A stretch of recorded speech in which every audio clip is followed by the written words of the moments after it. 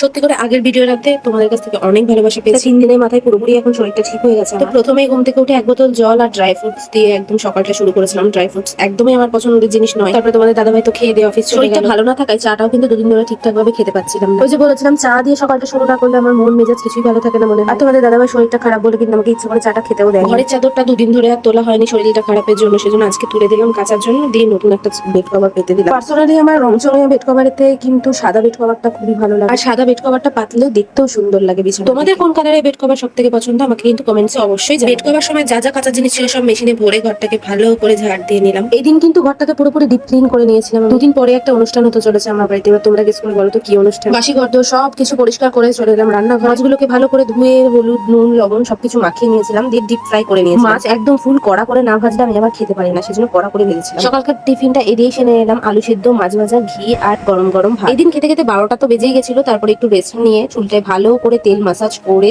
চলে গেলাম স্নান করতে। আচ্ছা তোমরা কমেন্টস এর মাধ্যমে জানিও তো আমার কিন্তু 7 মাসে আমি পড়ে গেছি, তো আমি কি এখন ঠাকুর ঘরে ঢুকতে পারবো কি পারবো। স্নান করে উঠে দেখি প্রচন্ড জোরে জোরে বৃষ্টি পড়ছে। তো আর ছাদে তো জামা কাপড় মেলা হলো না, সিঁড়িতেই মেলে। কত কিন্তু ওখানে ভালোই বৃষ্টির মজা নিচ্ছে, বৃষ্টি পড়ছে আর ওখান থেকে দেখছে। এই আমের সিজনে কিন্তু আমার শাশুড়ি আমসত্ত্বটা নিজেই বাড়িতে বানাই, তো খেয়ে দেখছিলাম কেমন হয়েছিল। খুব সুন্দর হয়েছিল আমসত্ত্ব। তোমরা কারা কারা আমসত্ত্ব বানাও বাড়িতে অবশ্যই জানিও।